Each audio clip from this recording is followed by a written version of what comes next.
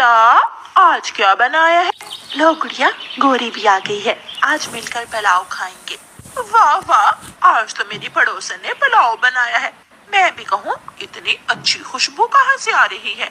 एक बात तो मानना पड़ेगी, चिड़िया, तुम जब भी पुलाव बनाती हो पूरे जंगल में खुशबू फैल जाती है।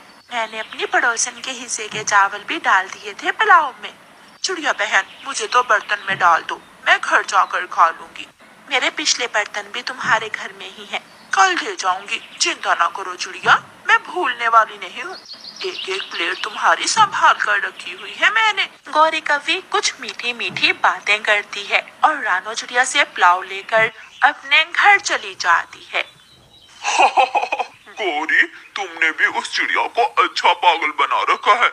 हर रोज कोई ना कोई स्वादिष्ट चीज खाने को ले आती हो। पूरा घंटा जाकर मुझे चिड़िया को बातें सुनाना पड़ती हैं। तुम बहुत अच्छी हो, तुम मेहनती हो, तुम ईमानदार हो, फिर जाकर चिड़िया से चीज मिलती है मुझे। कौवा और कवि पुलाव खा रहे थे और ऐसे चिड़िया का मजाक उड़ा रहे थे। दूसरे दिन तोता एक पेड़ की डाल पर बैठा हुआ था।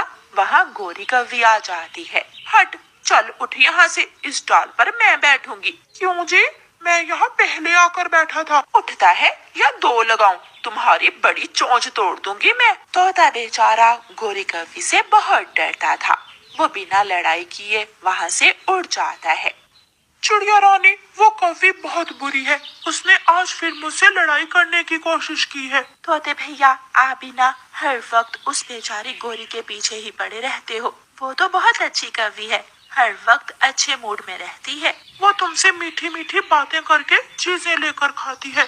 जब कभी तुम पर मुश्किल हुई तो फिर देखना वो क्या करती है। वो मेरी पड़ोसन है, मुझे विश्वास है वो हमेशा मेरे साथ ऐसे ही रहेगी। चिड़िया गोरी कवि पर बहुत एतमाद करती थी, इसलिए जो भी गोरी कवि की बात करता, रानू चिड़िया उसकी बात पर यकीन न करती थी। एक दिन शाम के बाद जब रानो चिड़िया और उसकी बेटी जंगल से अपने घर आती हैं, तो उनके घर की छत हवा से टूट चुकी थी। रानो चिड़िया ये देखकर परेशान हो जाती है। गुड़िया बेटी, ये तो बहुत बुरा हुआ, अब हमें जल्दी जल्दी से अपने घर की छत को ठीक करना होगा। गोरी कवि चिड़िया की पड़ोसन वहाँ आ जाती है। कोई जरूरत नहीं है, मेरा घर है ना, चलो अपना जरूरी खाने पीने का सामान उठाओ और मेरे घर में आ जाओ। नहीं आंटी, हम अपना घर ही ठीक कर लेंगे। गुड़िया बेटी, गोरी मेरी बहन है, वो ठीक ही तो बोल रही है। आखिर पड़ोसी ही एक दूसरे के काम आते हैं, हम गोरी के घर में ही रह लेंगी। फिर रानो चिड़िया अपने घर से खाने पीने की चीजें जैसे चावल, गेहूं और दालें उठाती है और अपनी बेटी को लेकर गोरी कवि के घर चली जाती है। वो साथ वाला कमरा तुम ले लो चिड़िया, और जब तक तुम्हारा दिल करे तुम इस घर में रह सकती हो। देखा गुड़िया बेटी, मैंने कहा था ना कि कोई कुछ भी कहे, गोरी ने मुझे बहन कहा है और बहन बनकर ही दिखाएगी। चिड़िया, आज खाने को क्या बनाए? मैं दाल और चावल भी लाई हूँ, आप चिंता न करें, मैं दाल चावल बनाती हूँ और सब मिलकर दाल चावल खाएंगे आज। फिर रानो चिड़िया रसोई में जाती है और जाकर दाल चावल बनाने लगती है। रात को वो सब मिलकर दाल चावल खाते हैं। चिड़िया 3 दिन तक कौवों के घर में रहती है और हर रोज चिड़िया खाना अपने लाए हुए अनाज से ही बना लेती और कौवों के मजे थे, वो मुफ्त में ही बना बनाया भोजन खाते और मीठी नींद सो जाते थे। चिड़िया बहन, अब भी मेरी बात मान लो, उस कवि पर विश्वास मत करो, वो लालच में आकर तुमसे मीठी मीठी बातें करती है। जब तुम्हारा दाल पानी खत्म हो जाएगा तो वो उसी दिन तुम्हें घर से निकाल देगी। तोते भैया, मैं हमेशा आपको यही बताती हूँ कि वो शुरू से ही मेरी पड़ोसन है, वो ऐसी नहीं है। ठीक है, जब वक्त आएगा तो देख लेंगे। फिर कुछ दिनों बाद रानो चिड़िया का लाया हुआ सारा राशन खत्म हो जाता है।